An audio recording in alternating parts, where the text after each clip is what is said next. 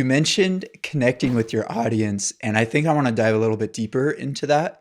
I feel like if you talk to most YouTubers or creators, they would say like knowing your audience is really critical to success in growing on YouTube. Because, I've worked in the YouTube space for about 4 years now, maybe a little bit more, but, I could edit videos as much as I want, but if the video isn't for the right person, they won't watch it. So knowing your audience is really critical. So how did you figure out like who your specific audience was? I mean, I know you do Medicare and so it's like 65 plus, but was there anything more to that to figuring out like what steps to take to know who your audience is? Yeah, I think that if anybody's going to start making content on YouTube, there are a couple of, I guess, warnings that I would put out for folks is that if you're trying to create content that is not you, so if you're trying to develop this personality, if you're kind of a more relaxed, low-key person and you're trying to blow up with all of this energy and enthusiasm that you don't really have, or vice versa, you're a very energetic person and you're being forced to tone that down, I think that you're going to burn out. And what I found is that my personality in going into a complicated decision is I want to know everything involved so that I can make a more appropriate decision. So if I'm going to go buy a car or I'm going to make any major purchase, my personality is one where I'm not just going to go in and say, hey, you tell me what to buy and I trust it. It's give me all of the examples. What are the pros? What are the cons? And then let's make a decision. And so from my audience, as I started to build this channel, I started to make videos around that idea of if there is a particular topic or a particular subject within that topic, there are going to be positives and negatives to everything. And I might have a personal bias one way or the other, but I'm going to try to remove that bias and I'm just going to deliver the pros and cons of every topic that I cover. Mm-hmm. And there are other channels in my space that do something different. They are either highly politicized, so they're making political commentary and suggestions, or they are highly biased against or for certain things. And that's how they want to live their lives and build that channel. That wasn't me. And so I found that my niche of the followers that stayed loyal to me appreciated the openness, the non-biased approach to things. And so I think but that's who I am, right? Like I try in general with life to not carry a bias, whether that's politically or whether that's on any topic that me or my friends want to discuss. Very rarely am I arguing with people and trying to convince them of my point. It's, okay, let's see all of the sides. So I think that's probably the first warning for anybody considering a YouTube channel and content where you're going to be the face or your opinion is going to be expressed, is stay true to who you are. And that's, if you are passionate about a topic, be passionate about it. And that's great. And so with my audience, that's what connected with them is just the authenticity of, I don't have to be somebody that I'm not. And then there were certain videos that, this is the second thing that I would probably recommend for anybody is starting out, you don't really know what your niche might be. Some do, but for the most part, if you're doing reviews for products or you're doing video tips or you're doing entertainment or sports commentary, there are a lot of subtopics within everything. Mm-hmm. So let's take sports as an example because I like it. There are sports videos where you can do highlight videos. There are sports videos where you can do comparisons between the GOATs, right, of MJ or LeBron or Ronaldo or Messi. And so you can throw out all different types of videos and you might find that a certain type resonates within the YouTube algorithm and then double down on that type. So for me, our videos that always do really well is I have a whiteboard and I just outline the costs of certain procedures. So my mom had cancer and she passed away.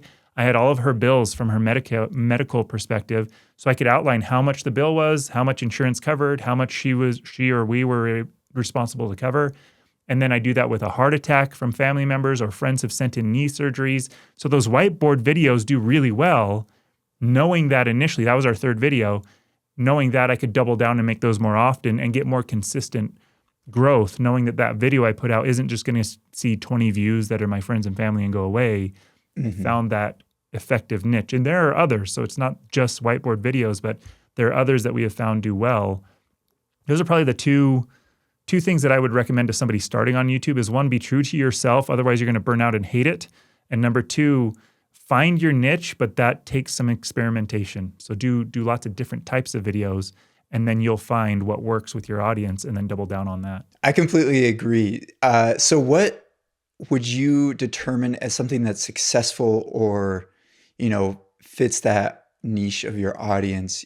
Do you look at your analytics and be like, oh, the watch time is greater on this video, and so therefore I should do more content like that? Or is it based on, comments or likes? How do you determine what is successful and what you should repeat and try and make more of? Yeah, I think listening is really important. In the start of this, right, I worked for an agency and we were the largest Medicare insurance agency in our state. And so what that meant is we had a lot of clients coming through our door and asking a lot of questions. We did a lot of presentations over Zoom or webinars where behind the scenes, right, like I'm answering the Q&A parts of things. So I could see the questions that seniors had more often than others. And then we could build videos around those questions. And then now I don't know the exact numbers. It's probably hundreds of comments a day that come through, and I read all of them. I don't answer all of them because if they're going to be mean and yell and do political things that, again, isn't my personality, I'm not going to deal with it. But if they have genuine questions, I just get questions so often throughout the days that I can kind of see the trends of what's happening. There are changes that happen in my world, and there are updates. A bill was passed on the 5th, so a couple of days ago, that impacts the people that I talk to, and they have questions about it. So those questions help form what I'm going to make videos about. And if I don't have the expertise, then I can bring in other experts that can talk to those points. So that was my most recent video that was released yesterday. It was a very prominent or a very important topic on Social Security that just came out with that bill signed. And that one's doing really well from a timing perspective, but it's knowing that my audience wants to hear that and then bringing somebody who can articulate that in an effective way.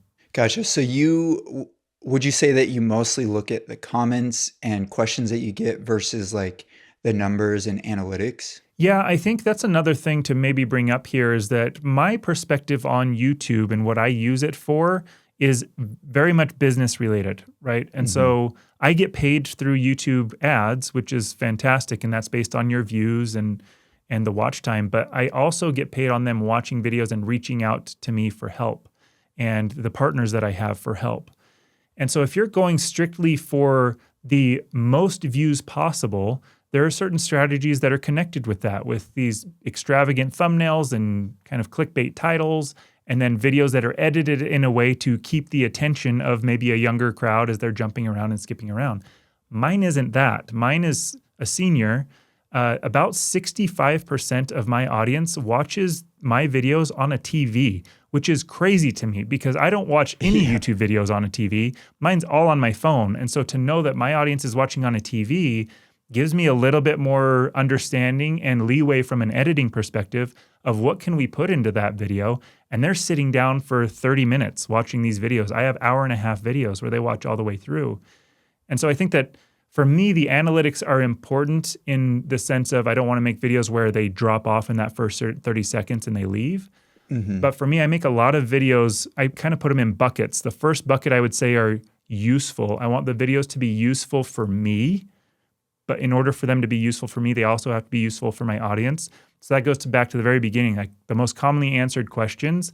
I can type out an email answering a question in a lot of depth, but it's so much easier to make a video about it, scale that now, and now I can send that out to everybody. I can get ahead of the problem as people watch the channel. So it's useful to me and to them. The next one that I make is there's kind of what I would say a virality aspect, right? So kind of those important topics that are happening now. I will make videos on that. The vast majority of them are useful for me, but then there's also that virality aspect of it, of current events. I don't make anything around Taylor Swift or anything like that, but if there is a current event in your niche that you can jump on and get more views, that's great. It's just that doesn't really drive the business side of things for me. And then the third bucket is what I'll call a salesy bucket, even though I try not to be salesy, but it's helping people understand exactly what you offer, what you can deliver to them from a sales approach. And you can mix aspects of all of those into a single video. But as those questions are coming in for me, the usefulness of a video that I make is much more important to me than the total view count. I'll make a video that I know is only going to get 1,000 views rather than 1,000,000 because that 1,000 views are very important to me and they convert really well for me versus a 1,000,000 view video that doesn't necessarily convert super well, but it got a lot of views. Does that make sense? That totally makes sense. I think that's something that everyone should think about when they're doing YouTube. what is the purpose and what are your goals? You mentioned that it's more of a business side of a thing rather than like a view thing. So I think that's something that's important to keep in mind. So Yeah, I think you balance both of those, right? Again, it's going to depend on your niche.